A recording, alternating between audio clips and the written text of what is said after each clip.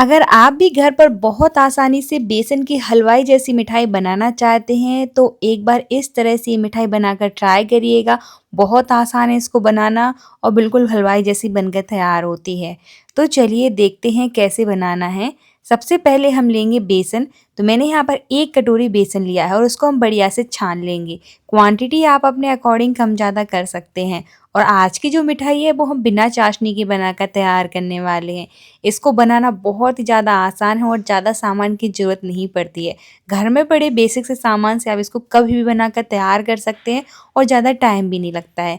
तो देखिए हमें क्या करना है कि बेसन को अच्छे से छान लेना है। इससे क्या होगा कि जो हमारा मिक्सचर है उसमें कोई भी लम्स नहीं बनेंगे। तो इस तरह से बढ़िया से छान लीजिए। मैंने यहाँ पर 1 ही कटोरी का यूज़ किया है। आप कोई भी कप या कटोरी सेट कर लीजिए। सारी चीज़ें हम उसी के अकॉर्डिंग डालेंगे ताकि आपकी जो मिठाई है बिल्कुल परफेक्ट बने। तो बस इस तरह से अच्छे से उसको छान लीजिएगा। आप कोई भी बेसन यूज़ कर सकते हैं, मोटा वाला, बारीक वाला, जो भी आपके पास है उसका यूज़ कर सकते हैं। बिना चाशनी की ये मिठाई बनने वाली है तो बहुत ही ज़्यादा आसान होने वाली है।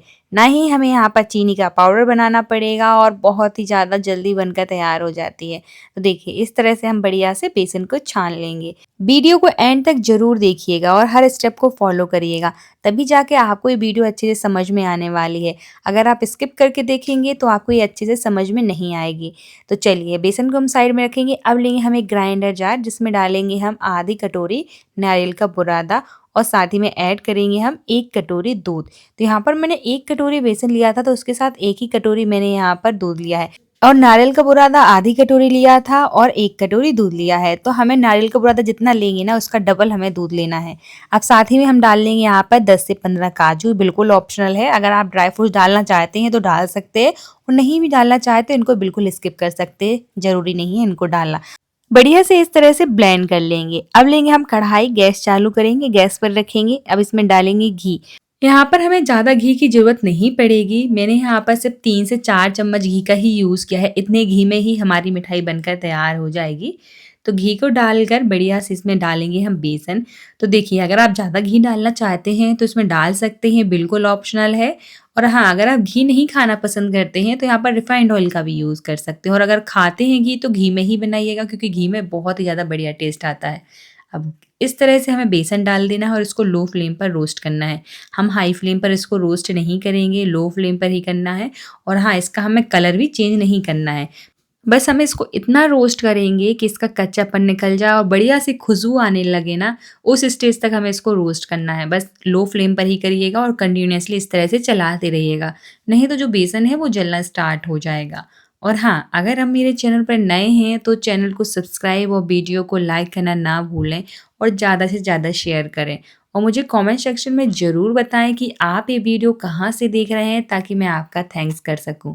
और हर स्टेप को फॉलो करिएगा। अगर आप सारी टिप्स और ट्रिक्स को फॉलो कर रहे हैं तो यकीन मानिए आप एक बार में बिल्कुल परफेक्ट बनाकर तैयार कर लोगे और बिल्कुल हलवाई स्टाइल में बनकर तैयार होंगे।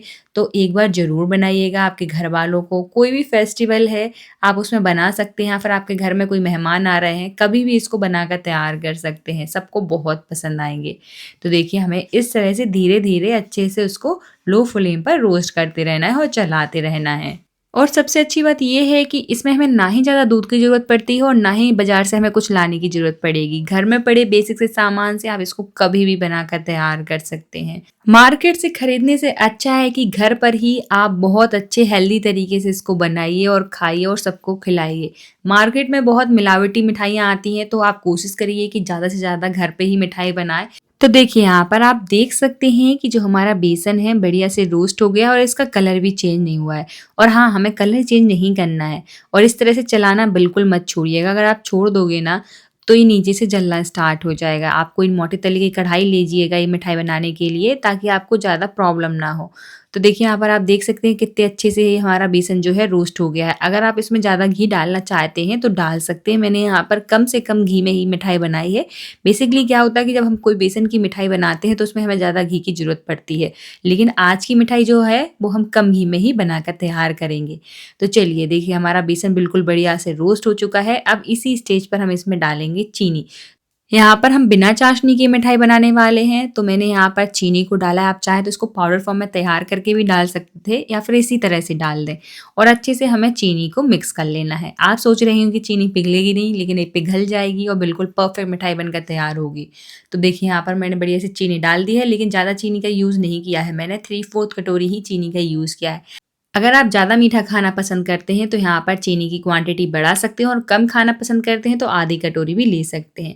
चीनी डालने के बाद इसमें डाल देंगे हम दूध वाली मिक्सचर को। दूध वाला मिक्सचर डालेंगे और गैस का फ्लेम लो ही रखेंगे और अच्छे से मिक्स कर देंगे। तो इससे क्या होगा कि जो हमारी चीनी है वो भी पिघल जाएगी। तो अच्छे से इस तरह से मिक्स करते रहिए और हमें उस स्टेज तक इसको मिक्स करते रहना, पकाना है जब तक ये अच्छे से मिक्स ना हो जाए आपस में सारी चीज़ें और अच्छे से कढ़ाई ना छोड़ने लगे।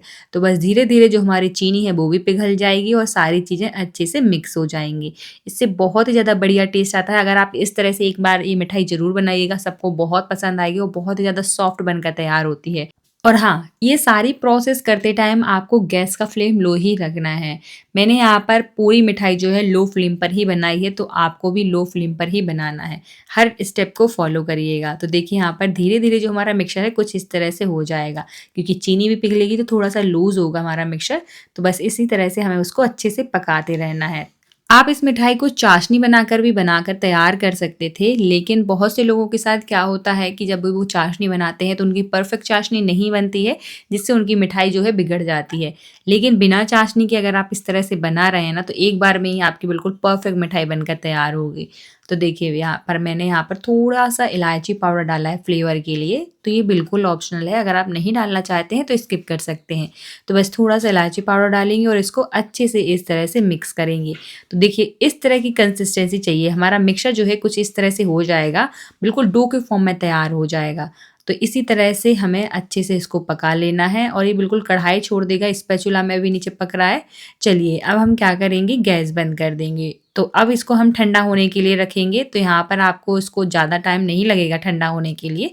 इसी तरह से रूम टेम्परेचर पर छोड़ दीजिए, अगर जल्दी ठंडा करना चाहते हैं तो पंखे के नीचे रख दीजिए। तो देखिए मैंने यहाँ पर बढ़िया से इसको इस तरह से ठंडा होने के लिए छोड़ दिया है। आप इस मिठाई को बर्फ़ी की तरह भी बनाकर तैयार कर सकते हैं। अगर आप बर्फ़ी की तरह इसको बनाना चाहते हैं, तो इसको किसी भी ग्रीस करके थाली में ट्रांसफ़र कर दीजिए, अच्छे से सेट होने के लिए छोड़ दीजिए। या फिर इस तरह से मेरी तरह अगर आप पेड़े बनाना चाहते हैं, तो पेड़े भी बना सकते हैं। ये बिल्कुल ऑप्शनल है, जैसे भी आप इसको शेप देना चाहते हैं, वैसे दे सकते हैं। तो मैंने यहाँ पे बिल्कुल पेड़े बनाए हैं, तो इस तरह से हम सबसे पहले थोड़ा-सा पोर्शन लेंगे और उसको इस तरह से चॉपिंग बोर्ड पर रोल करेंगे। तो देखिए यहाँ पर आप देख सकते हैं किस तरह से हमें रोल करना है। रोल करने के बाद इस तरह से हम उसको प्रेस कर देंगे और अच्छे से इस तरह से उसको शेप दे देंगे। तो देखिए यहाँ पर ईज़िली इस तरह से आप एक-एक करके पेड़े का उसको शेप दे सकते हैं। तो देखिए कितनी आसानी से पेड़ा बनकर तैयार हो गया। तो इसी तरह से आप एक-एक करके सारे पेड़े बनाकर तैयार कर सकते हैं। बहुत आसानी से ये बन जाएँगे। तो देखिए मैंने यहाँ पर इतने सारे पेड़े बना लिए हैं। अब इनको हम गार्निश करेंगे, तो ये बिल्कुल ऑप्शनल है। मैंने यहाँ पर थोड़े से पिस्ता और बादाम से गार्निश किया है। तो बस इसी तरह से आपको भी उसको गार्निश कर देना है। अगर नहीं करना चाहते तो इसी तरह से सिंपल रख सकते हैं। तो देखिए कितनी आसानी से हमने बहुत जल्दी ये पेड़े बनाकर तैयार कर लिए हैं बेसन के। आप भी एक बार ज़रूर बनाइएगा, सबको बहुत पसंद आएगा और इनको बनाना भी बहुत आसान है और बिल्कुल हलवाई जैसे बनकर तैयार हुए हैं। तो एक बार ज़रूर बनाइएगा। मिलते हैं आपसे नेक्स्ट वीडियो में। Thank you for watching.